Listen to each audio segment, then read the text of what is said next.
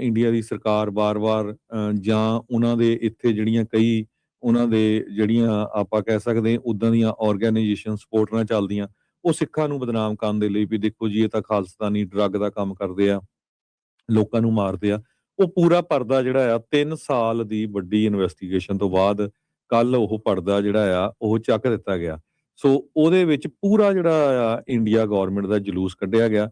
ਪਰ unfortunate part ਆ ਭਈ ਜਿੰਨੇ ਵੀ ਬਾਹਰਲੇ ਮੁਲਕਾਂ ਦੀਆਂ ਅਖਬਾਰਾਂ ਆ, ਉਹਨਾਂ ਨੇ ਉਹਦੇ ਵਿੱਚ ਭਾਈ ਹਰਦੀਪ ਸਿੰਘ ਨਿੱਜਰ ਹੋਣਾ ਨੂੰ ਐਕਟਿਵਿਸਟ ਲਿਖਿਆ, ਸਿੱਖ ਲੀਡਰ ਲਿਖਿਆ। ਪਰ ਜਿੰਨੇ ਵੀ ਇੰਡੀਆ ਦਾ ਮੀਡੀਆ ਆ, ਉਹਨਾਂ ਨੂੰ ਖਾਲਿਸਤਾਨੀ ਅੱਤਵਾਦੀ ਕਹਿ ਰਿਹਾ ਹੈਗਾ। ਕਈ ਤਾਂ ਲੋਕ ਜੀ ਉਹ ਉਹਨਾਂ ਨੂੰ ਬਿਸ਼ਨੋਈ ਨਾਲ ਹੀ ਜੋੜ ਰਹੇ ਹੈਗੇ ਆ ਵੀ ਮਾਰਿਆ ਤੁਸੀਂ ਗਵਰਨਮੈਂਟ ਨੇ ਪੂਰੀ ਇਨਫੋਰਮੇਸ਼ਨ ਦੇ ਕੇ ਬੰਦੇ ਤੁਸੀਂ ਪਾਲੇ ਹੋਏ ਆ ਇਹ ਜਿਹੜੇ ਇਦਾਂ ਦੇ ਜਿਹੜੇ ਗੈਂਗਸਟਰ ਆ ਤੇ ਉਹਨਾਂ ਨਾਲ ਤੁਸੀਂ ਸਿੱਖਾਂ ਦਾ ਕਤਲ ਕਰਾ ਰਹੇ ਆ। ਹੁਣ ਦੇਖਦੇ ਆ ਕਿਸ ਟਾਈਮ ਦੇ ਉੱਤੇ ਜਿਹੜੇ ਅਮਰੀਕਾ ਵਾਲੇ ਉਹਨੂੰ ਚੱਕ ਕੇ ਲੈ ਕੇ ਆਉਂਦੇ ਆ।